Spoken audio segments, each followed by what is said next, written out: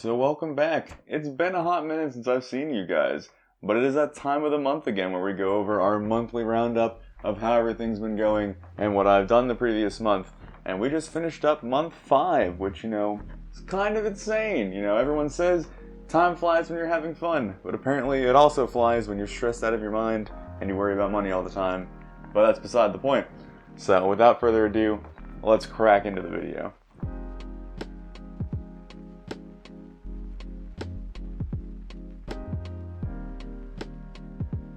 So as I stated previously, we just finished up the 5th month, and it feels like just yesterday, with a little gleam in my eye, and money on the horizon, that I got out of bed and started selling computers. But it has been 5 months, which is actually kind of insane. We've almost been doing half a year, which still boggles my mind to think about. But I won't rant on that too long, because self-reflection is things you do in the middle of the night that keeps you up, so I'll leave that for later. So, for those of you here only for the numbers, which I don't know if there are many of you here for just the numbers, but if that is the case, we had another great month. Another $1,000 added to the total value of the business, I guess you can say. Because what I do is I take the money I've earned and the amount of money my inventory is worth and kind of combine them into an overall net worth. And then that's how I kind of rank how I'm doing each month. The goal is to go up by 1,000 each month. And we nailed that right on the head. We went from around 4,000 last month to around 5,000 this month, give or take a little here and there. I now have monthly expenses. I hired a friend of mine to help me part-time, mostly to help me with physical stuff that I'm not able to do, and then tedious stuff that I don't feel like doing. So that's kind of nice, but that is another thing I have to keep in mind, and I have to earn that much more money each month to make it worthwhile. So that's another concern of mine, but again, month went fine, earned another $1,000. The other standard that I force upon myself to the point of crying in the middle of the night is selling 5 computers a month, which again, we did. I didn't cut it nearly as close as last time. We literally sold the 5th computer of January on the last day, but we sold the 5th computer of February the day before the last day of February. So hey, we're getting ahead. I also sold a computer yesterday. Today is the 2nd, so I already am ahead, quote unquote, of the month. I have 1 computer sold in the first week, which is pretty nice. So I don't know if you're all that curious about what computers I sold, but they're all here. I'll splash them up.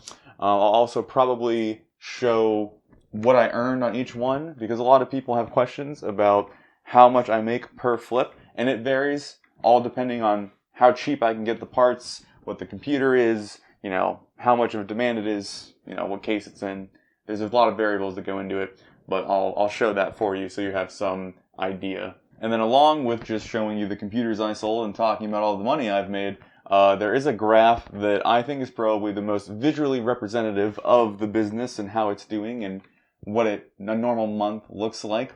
It just shows, it has each day plotted out and then where the profit for the business lies. This is not the total value of the business. This is purely just the money that I can see by selling the computers, which we're nearing around 2,000 right now, which is pretty great.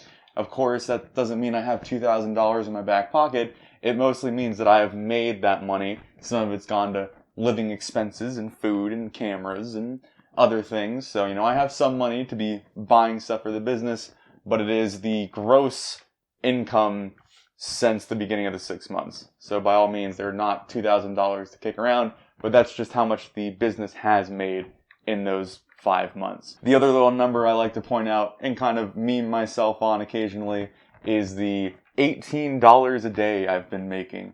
So if you take, the first day I started somewhere back in October all the way till now, and you average it out, I have been bringing home basically $20 a day for 5 months, which is slightly depressing. So I don't really think about it too much. But it's been slowly going up. It started out at 12, so that's all of the business numbers that are all interesting and exciting. I don't really know if they are, but hey, you're watching the video. But the other numbers that were actually kind of awesome this month is we broke 100 subscribers. Was not expecting that. I mean, I'm not overly surprised due to my professional demeanor and my fantastic editing skills. But all modest bragging aside, which none of it's actually true. I have no idea what I'm doing. But we have 123 subscribers last time I checked, and that is just amazing. I think every kid in this generation was like, I want to be a YouTuber when I grow up. I want to do the cool things the YouTubers do. I don't know why my kid voice is like New Jersey, almost like a Boston. I don't know. Anyway, but it's cool. It's cool to see a number that represents the work I put in, I guess is the best way to describe it. I don't want to dwell on it too much. I just find it exciting, and I can't help myself but smile. So thank you. For everyone who has subscribed, I thoroughly thank you, and I very much appreciate all the nice comments and the positive feedback and the negative feedback. I'm looking at you. You know who you are. But it's all been great, and I very much appreciate it, and hopefully it keeps going up, because that's the goal, right? The other big numbers that I love is I had 2 videos this month break 1,000 views. And it was not the video, well, one of the videos I thought was, and then one of the videos I was genuinely surprised it did. Randomly, at the beginning of this month, if you look at the analytics of my first month video, the views were going like this, and then it went from like 300 views to almost 900 views in a couple days, which is kind of awesome. I think mostly because it's titled like how to start flipping computers, so there's a lot of people searching that and hitting it. And so, that took off. If you look at my other month videos, it's like, I don't know, maybe 300 views. I don't really keep track. But yeah, the first one definitely draws more attention than any of the others. But I thought that'd kind of be the case anyway. But I'm still surprised that me rambling for 20 minutes has broken 1,000 views. The other video, I kind of guessed it was going to break 1,000. It's a case review. People are going to be looking for the case. They're going to see the video, see its length, and be like, hey. So it was the Cougar MX330G review, got over 1,000. That's kind of neat. I've had a lot of positive feedback on that format, the little quick and dirty reviews, kind of giving you the spark notes of the case or whatever it could be. So I might do more of those, might focus on them a little bit more, maybe not. It all depends. So, and then to finish off the YouTube topic, because I'm trying to keep these somewhat organized, is I totally dropped the ball on YouTube this month. The business stuff and other things beside the business stuff took up the majority of my time. And also I'm just, a tad lazy, because we all are, so, And I've been doing it for 4 months without really taking a break, so, yeah. But anyway, my next video idea, or the next video I'm planning on doing, is getting rid of error codes on a Dell Optiplex motherboard and reusing, or, motherboard switching into like a better case, old Optiplex motherboards. Thought it'd be kind of interesting. It's also a really nice budget build. It's a pretty decent computer in the $200 range, so can't really complain about that. So that's what I've been working on. I've kind of gotten at 30% there and just stopped, but that will be my next focus. So that will be coming out here shortly, I imagine, so look forward to that. And then the weird thing of this month, the story that I usually tell some sort of story or tidbit from the month. And this one, I debated a good amount about sharing. Okay, let me explain real quick. It's a story about someone that I interact with on Facebook Marketplace.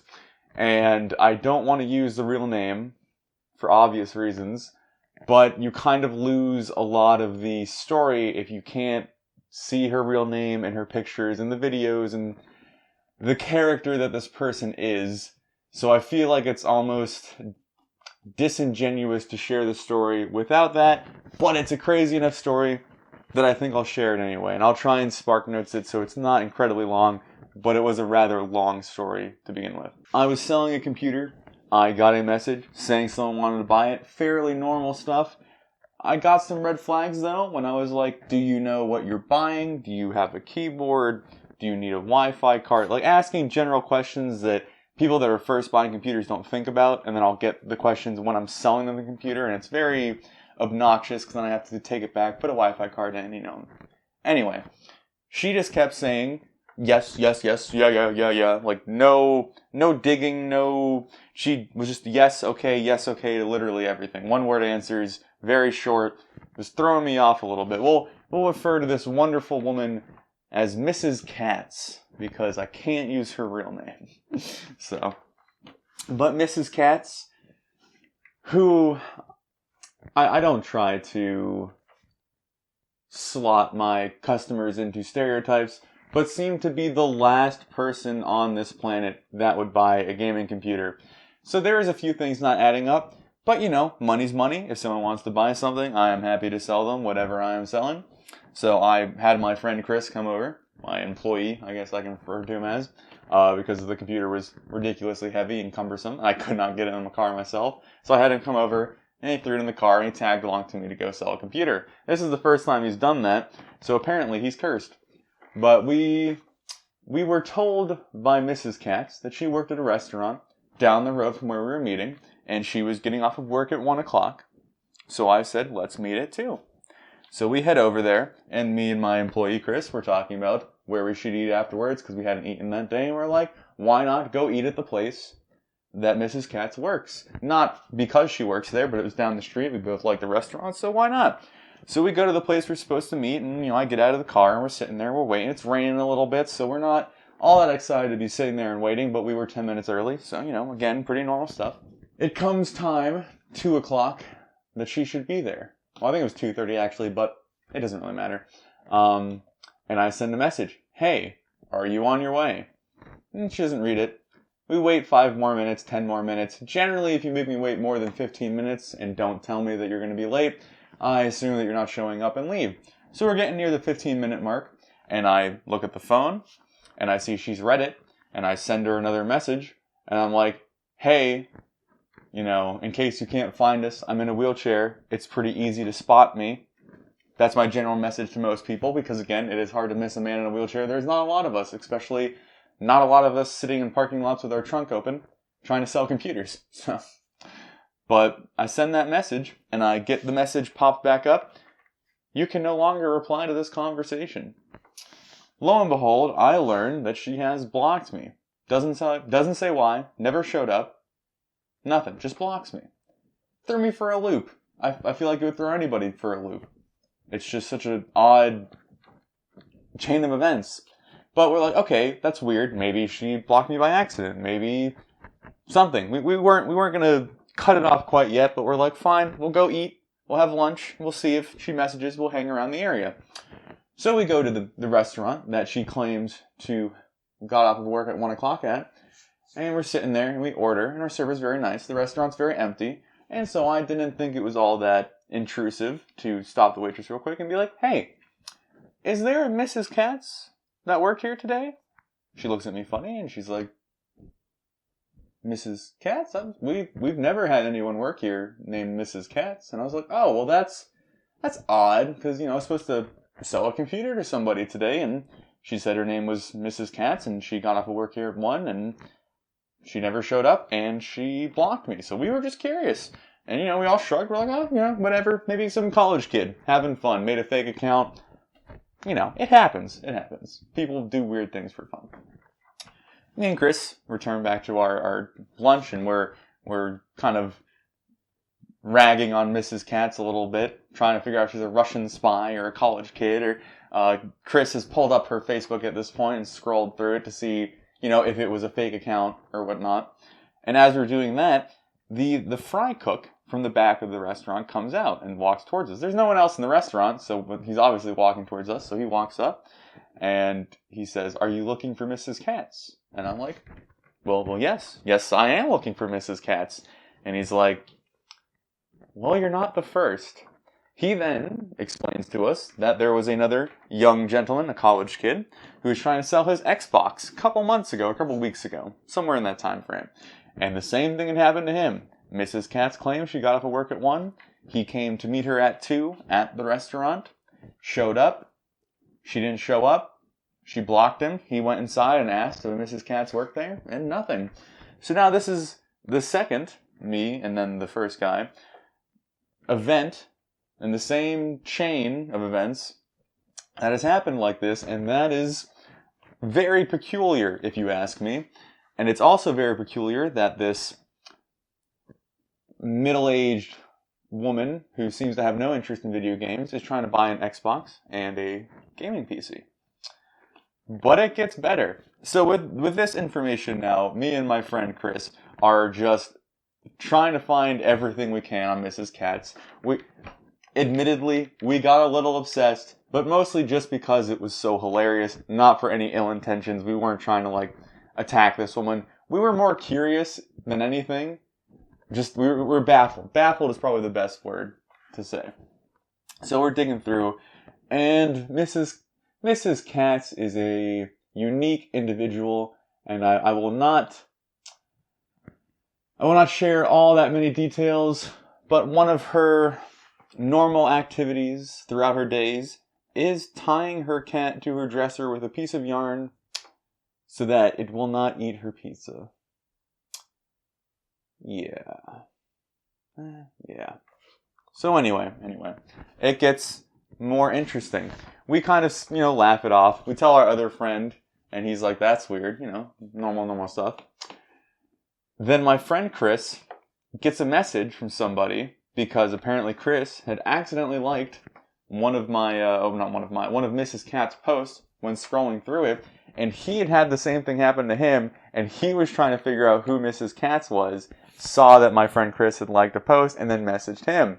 So then they exchanged the same story that I've just told you. And then I'm scrolling through Marketplace one day, and there is a big photo, and it says, "Beware Mrs. Katz." Obviously not Mrs. Katz, it is the actual woman's name. I was curious and I clicked on it. This one was trying to sell an Xbox 360 game, and the same thing happened, but with a little bit of spice on top. Mrs. Katz, the lovely individual she is, I do not assume to know her personality, but I think I have a general grasp on it. This lovely young woman trying to sell her Xbox 360 game was a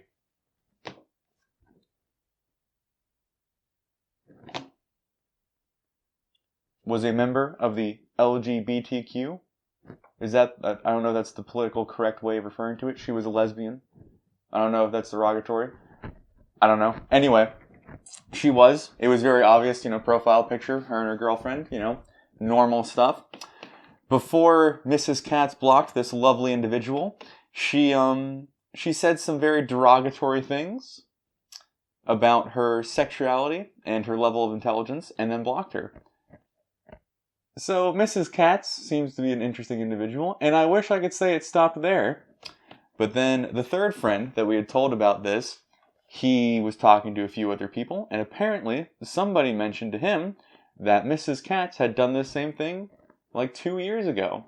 So apparently, every so often, Mrs. Katz just gets this wonderful urge to make people drive to random locations and waste their time for no reason.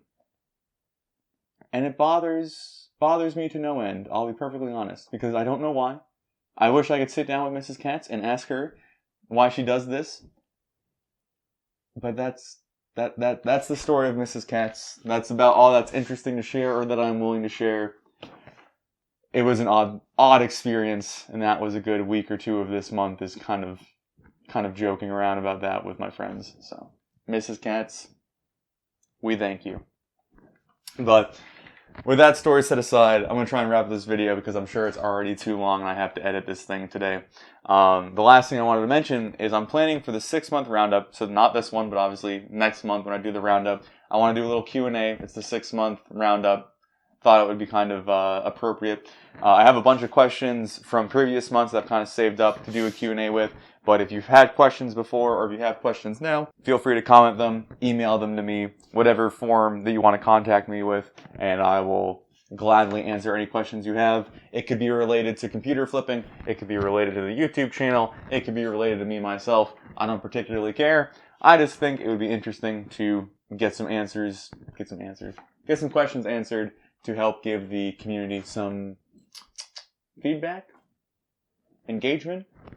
Words are very difficult. But with that, I'm going to end the video. I appreciate you watching. If you like the video, or if you learned anything interesting, or Mrs. Katz was an interesting story, please leave a like. If you think I'm boring and I ramble too much, please leave a dislike. I prefer those just as much. I'm lying to you. I'm trying to stay modest so that you like me. Please give me your likes. I'm begging you. Okay. I hope you guys have a wonderful day. Thank you for watching the video.